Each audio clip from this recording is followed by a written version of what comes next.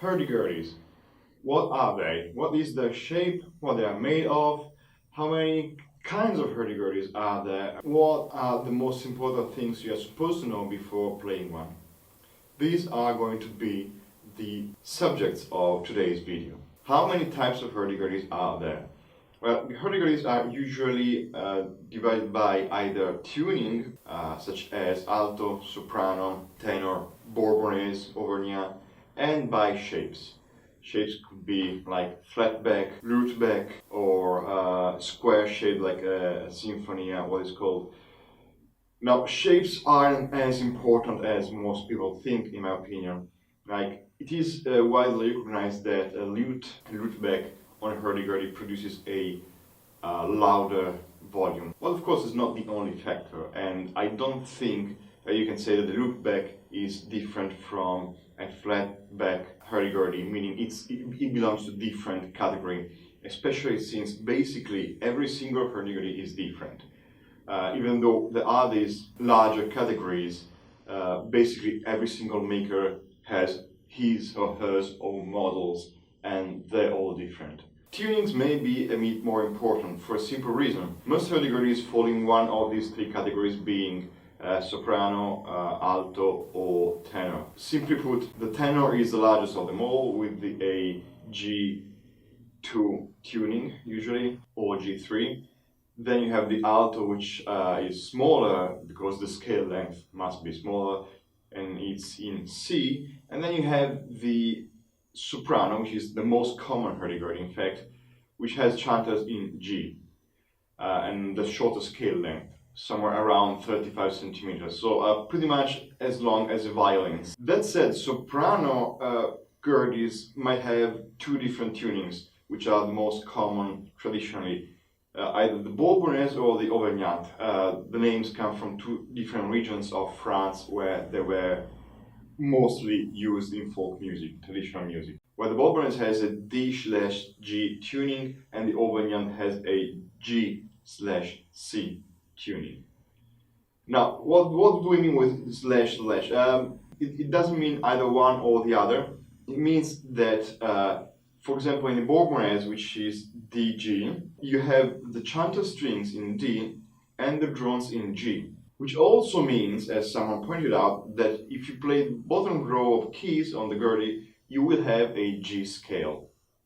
I know it's a bit confusing, but you get the hang of it.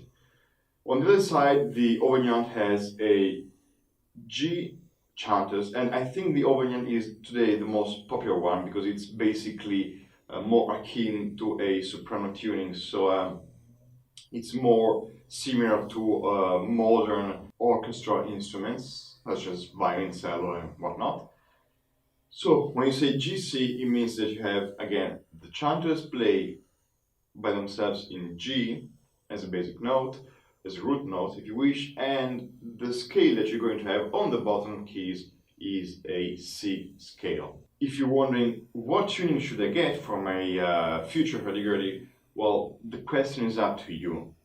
I think that the standard Auvergnat tuning is a good starter. It covers most of the bases. As for myself, I love the alto tuning because I love to be in that C. Because of the music I do, because of the repertoire I have, and also because I like it to be a bit lower in pitch than the traditional sound. Now let's find out what the gurdy is made of. Well, wood would be the simplest answer, but I'm going to list all the names that I'm going to use in this course, so all the parts that play a major role in the hurdy-gurdy. You have the chanter strings, being the two strings which are actioned by the keys. You can play with the keys on the key chest. These are the keys, basically the part where you put your finger on, and these are the tangents, the part you do not want to put your fingers on.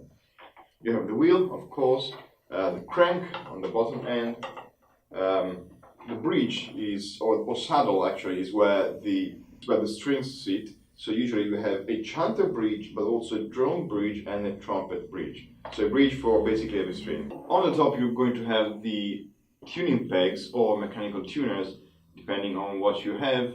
As I mentioned before, the strings that are not chanters are either drone strings called bourdon. in French. These are the drum strings. They're called so because they play just one note. Usually have one or more than one in different tunings to play different tunes. And on the other side, you have the trumpet with its buzzing bridge, or what's called chien, or dog in French, which allows you to make the buzzing sound, which is so typical of the Hurdy Gurdy, and allows you to play a rhythm on an instrument which otherwise has a continuous sound. Trumpets also must have always this small peg here or something similar, which allows you to register or set up how responsive the trumpet string is to your push. So the tighter the string, usually the more responsive the trumpet. Okay, so now that you have all the basics and all the vocabulary you need, we can move on and describe a bit more about how to actually play the Hurdy Gurdy.